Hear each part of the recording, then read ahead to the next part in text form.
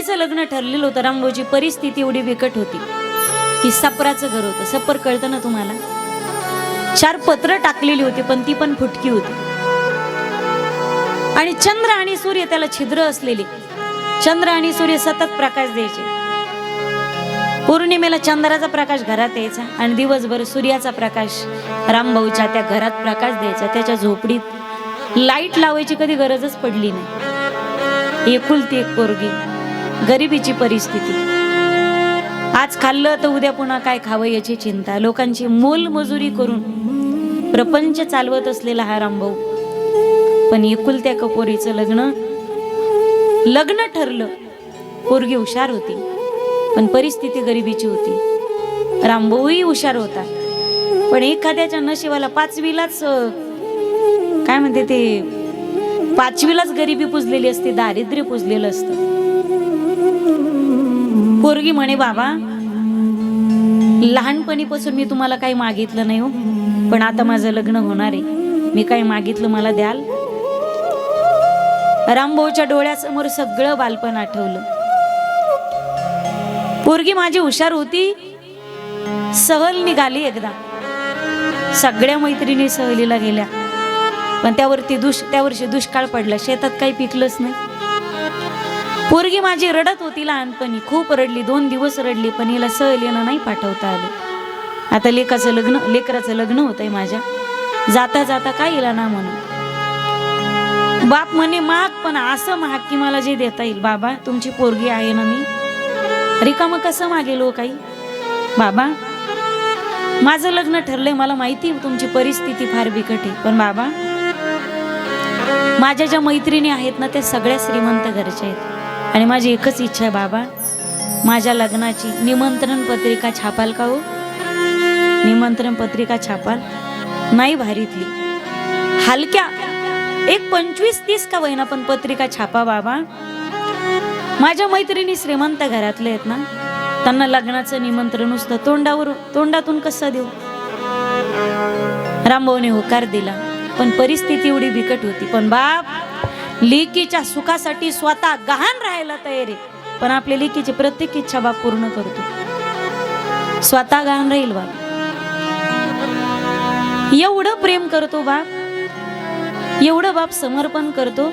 आणि त्या बापाच्या विरोधात पळून जायला कोणाचा हात धरून लाजा नाही का वाटत? जराशी आम्हाला लाजा नाही वाटत? रामभाऊनी पत्रिका छापल्या, 50 पत्रिका छापल्या. पण पत्रिका अशा होत्या पंकज भाऊ, वरच्या पत्रिकेवर जर पेनाने नाव टाकलं ना तर खालच्या पत्रिकेवर नाव उमटत होतं. एवढी पातळ पत्रिका होती. आणि पत्रिका गरिबीची होती ना. श्रीमंताच्या पत्रिका श्रीमंत असतात दादांनो, गरीबाच्या पत्रिका नसतातच. आणि असल्या तर ते त्यांच्या गरिबी सारख्याच असतात. इतका पातळ कागद होता झेरॉक्स कॉपी काढल्यासारखा की वरच्या पत्रिकेवर जर पेनाने नाव टाकलं तर खालच्या पत्रिकेवर छापत होतं. एक नाव. पोरीने पत्रिकेवर टाकलं आणि मैत्रिणीच्या घरी निमंत्रण दिलं. 30 पत्रिका झाल्या, 20 पत्रिका राहिल्या. आता रामभाऊला वाटलं प्रतिष्ठित लोकांच्या घरी या पत्रिका घेऊन जाव्या. 29 पत्रिका झाल्या आणि 1 पत्रिका शिल्लक राहिली. कोणाला द्यावी?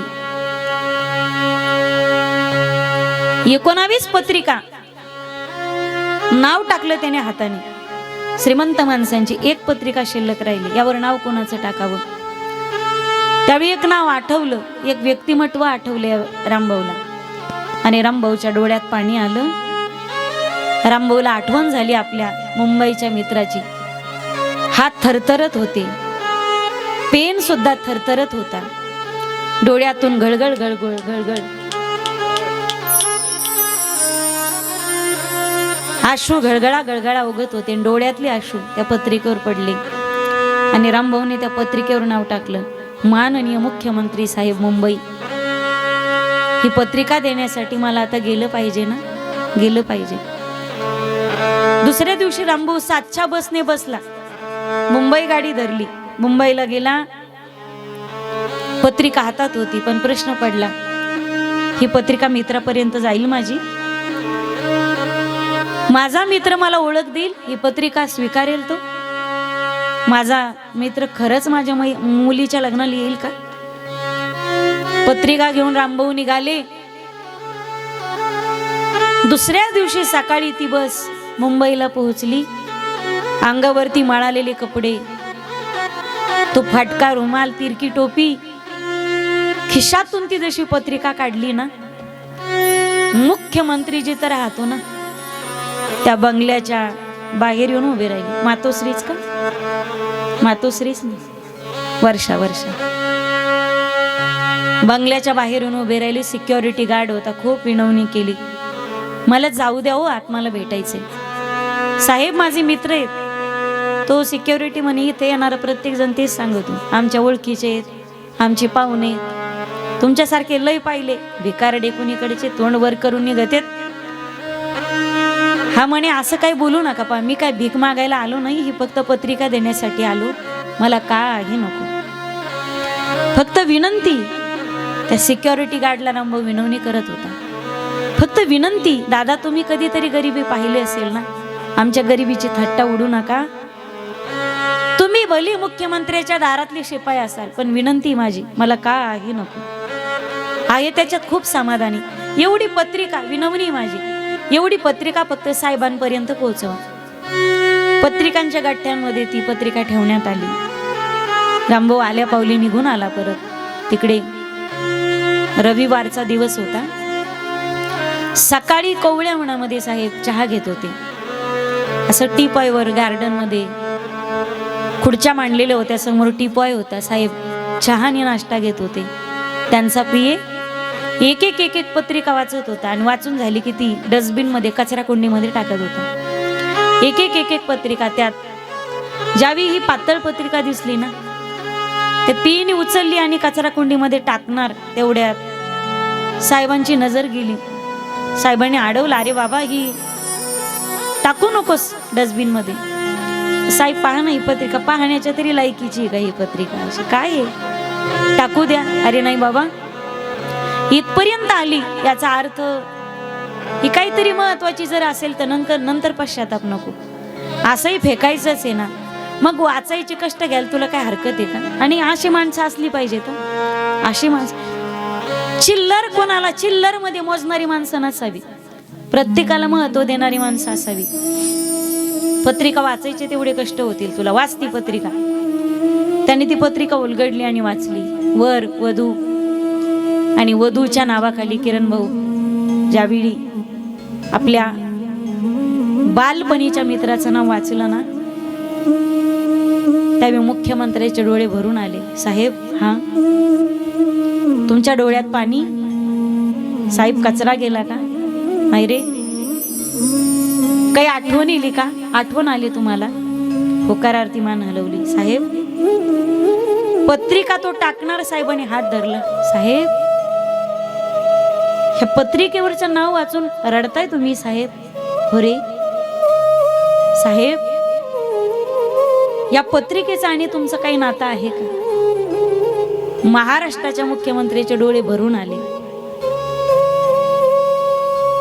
माझ्या बालपणीचा मित्र आहे रे हा, नवरीचा बाप आहे ना, माझ्या बालपणीचा मित्र आहे. एकाच बेंचवर बसायचो आम्ही, एकाच सायकलवर बसून आम्ही शाळेत जात होतो. दुपारची शिदोरी सुद्धा सोबतच खात होतो. बरं, माझ्या मित्राकडे अभ्यासासाठी पुस्तकं नसायची रे, माझ्या घरी यायचा तो. कधी कधी वह्या सुद्धा नसायच्या, पण फार हुशार होता, माझ्यापेक्षा हुशार होता. पण प्रारब्ध गड्याचं परिस्थिती इतकी गरिबीची होती. बालपणात आई वारली, त्याच्यानंतर लग्नाच्या वयाचा होणार तेवढ्यात वडील वारले. प्रपंचाची सगळी जबाबदारी त्याच्या खांद्यावर पडली. हुशार खूप होता, पण शिकता नाही आलं रे, शिक्षण बंद झालं. लहान होतो ना आम्ही, कधी कधी माझ्या वया अपूर्ण राहायच्या. वडील मारतील म्हणून माझ्या मित्राने माझ्या वया कंप्लीट करून दिल्या रे, रात्र रात्र जागून. मित्र माझा चिमणीवर अभ्यास करायचा, पण खूप हुशार होता. 10वी पर्यंत आम्ही सोबतच शिकलो. प्रारब्ध लेखाचं त्याचं शिक्षण बंद झालं आणि माझं हुशार नव्हतं, पण प्रारब्ध चांगलं होतं. कधी कधी 7वी नापासचं प्रारब्ध फार चांगलं असतं, पण कधी कधी ग्रॅज्युएशन होतं, माणूस डबल काय म्हणते ते डबल पदवीधर होतो, पोस्ट ग्रॅज्युएट होतो, डबल ग्रॅज्युएट होतो. पण कधी कधी प्रारब्ध माणसाचं फार भंगार असतं. आता माझ्या वडिलांचे काही काही मित्र त्यांच्यापेक्षा ढ होते पण नोकरीला लागले, आणि वडील 12वी सायन्स होते, पण प्रारब्ध कधी कधी साथ नाही देत माणसाचं. प्रारब्ध त्याचं बेकार होतं. आणि माझं बघ ना, मी ढक्कल पास होतो 10वी पर्यंत, असं बळच वडीत आणलं. पण घरची परिस्थिती चांगली होती. नंतर मुंबईला आलो, चांगल्या घरची पोरगी बायको मिळाली, आणि शिक्षणात अक्कल नव्हती पण राजकारणात अक्कल होती मला, म्हणून राजकारणात प्रवेश केला. पैसा भरपूर होता, सगळ्यांचा सपोर्ट होता. आज महाराष्ट्राचा मुख्यमंत्री झालो. माझ्या बालपणीचा मित्र. आतापर्यंत लाखो माणसं आली मला माझ्या आयुष्यात, मी विसरलो रे, स्वार्थी झालो मी. पण माझा रामभाऊ अजून विसरला नाही मला. अरे कुठे ते माझं गाव, मी खानदेश मध्ये राहतो, कुठे मुंबई. पण माझा मित्र एवढ्या दूर मला पत्रिका द्यायला आला. पण बघ ना माझ्या जीवनात किती चढ उतार आले. मी श्रीमंत झालो, सामान्य माणसाचा मुख्यमंत्री झालो, पण माझ्या रामभाऊची परिस्थिती आजही आहे तशीच आहे. साहेब कशावरून? अरे जर परिस्थिती सुधारली असती तर पत्रिका भारीतली छापली नसती का माझ्या रामभाऊने? परिस्थिती सुधारली असती तर आता स्वतः तुम्हाला भेटला असता. ज्या आरती मला भेटणे इतपत त्याची आईपत अजून झाली नाही, याचा अर्थ माझ्या रामभाऊची आहे तीच परिस्थिती. साहेब फेकू का पत्रिका? तुला सांगतो, या दिवशी खाता कमी झाली तरी हरकत नाही, पण रामभाऊच्या घरी आपण गेलं पाहिजे. या दिवशी मी कोणताही सत्कार स्वीकारणार नाही, या दिवशी मी कोणत्या मीटिंगला जाणार नाही, या दिवशी मी कोणत्या उद्घाटनाला जाणार नाही, कोणत्या मंत्रिमंडळातले एखाद्या आमदार खासदाराच्या घरी आपल्याला जायचं नाही, कोणाच्या भेटीगाठी आपल्याला घ्यायच्या नाही. या दिवशी फक्त आणि फक्त महाराष्ट्राचा मुख्यमंत्री रामभाऊच्या पोरीच्या लग्नात हजर राहणार. या दिवशी फक्त महाराष्ट्राचा मुख्यमंत्री रामभाऊच्या पोरीच्या लग्नात हजर राहणार आहे. साहेब पण बिन काही नाही, ती सगळी सोय लावायचं काम तुझं. अखेर लग्नाचा दिवस उजाडला. कलेक्टरने सगळं नियोजन केलेलं होतं. वाड्यातून, वस्त्यातून, रस्त्यातून कशी गाडी पलीकडे जाणार. मुख्यमंत्र्यासाठी हेलिपॅड तयार करण्यात आलं, आणि जिल्ह्याच्या गावी, तालुक्याच्या गावी ती हेलिकॉप्टर उतरलं. हजारोंच्या संख्येने समाज मुख्यमंत्र्याच्या स्वागतासाठी होता. हेलिपॅड उतरण्यात आलं, सगळीकडे धुराळा उडाला, पंखा शांत झाला, आणि मुख्यमंत्री खाली उतरले. त्यानंतर सगळ्या गाड्या अशा तैनात होत्या. सगळ्यात पुढे कलेक्टरची गाडी होती. गाड्या जाणार कुठे? फक्त कलेक्टरच्या पुढच्या गाडीला माहिती होतं सगळ्या गाड्या जाणार कुठे. सगळ्या लाल दिव्याच्या गाड्या, त्या वाव वाव करत, झाकझाक करत, सगळ्या दिव्याच्या गाड्या तालुक्याच्या रस्त्यातून, सर्कलच्या रस्त्यात, सर्कल मधून छोट छोटे खेडे पाडे पार करत अशा वस्तीवर येऊन थांबल्या. रामभाऊची परिस्थिती गरीब होती, आणि मंडपही गरीबच होता. मंडपही लहानच होता. पण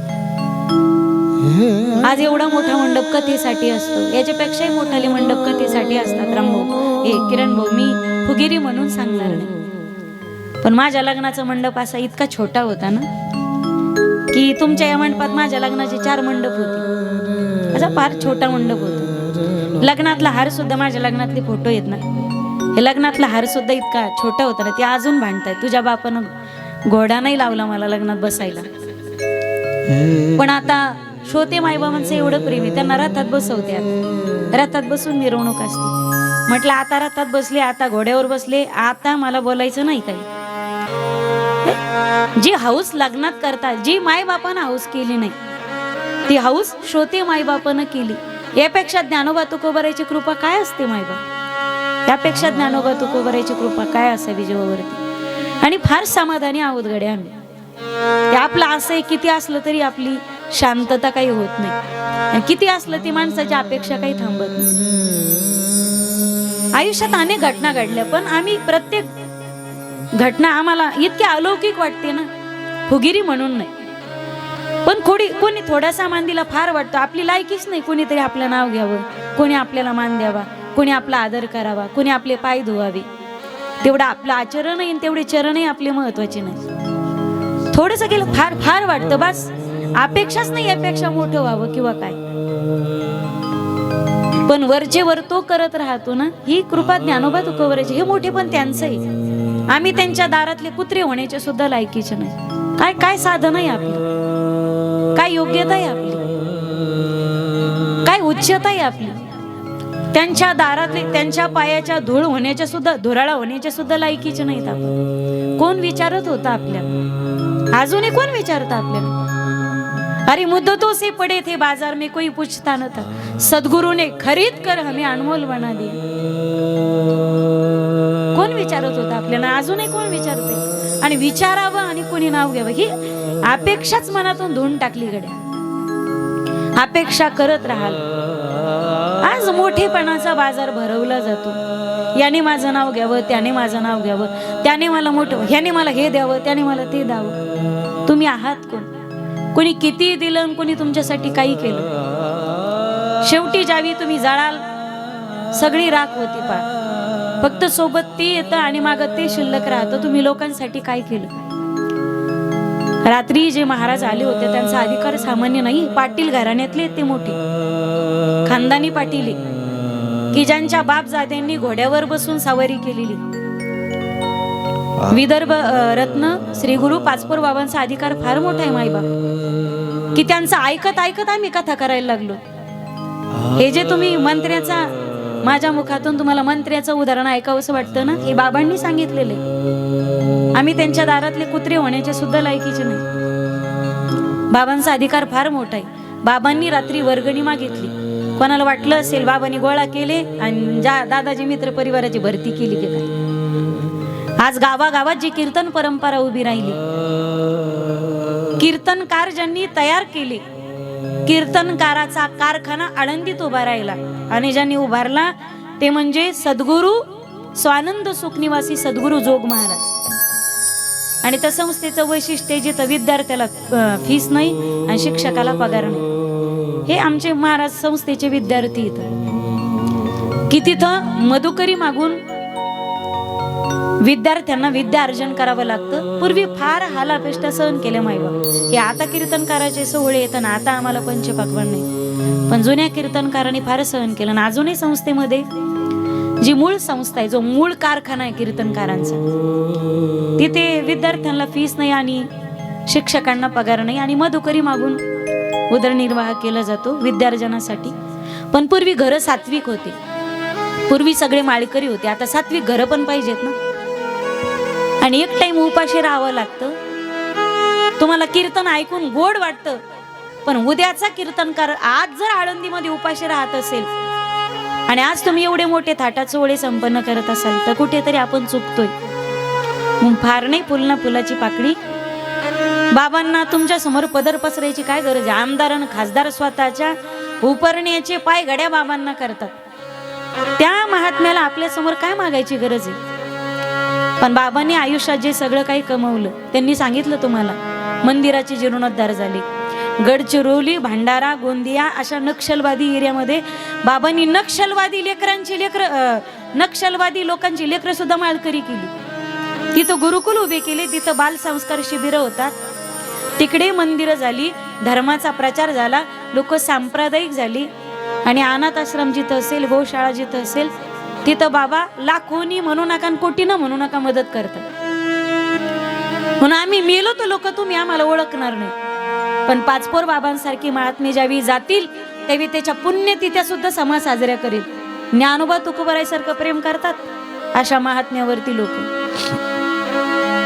आमचं काय घेऊन बसतात? आम्ही आमच्या संसारासाठीच गोळा करतो. आम्ही आमचेच घर भरता भरता बेजार झालो.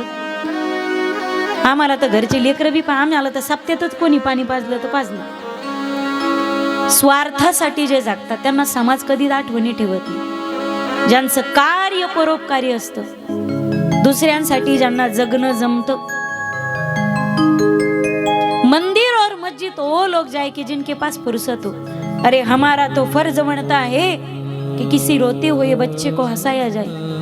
हमारा तो फर्ज बनता है. रामभाऊचा मंडप गरीब होता, मंडप छोटा होता असा, खाली त्याच्या ताडपत्री टाकलेली. चवळ कळतं का तुम्हाला? ताडपत्री टाकलेली, चवळ टाकलेलं,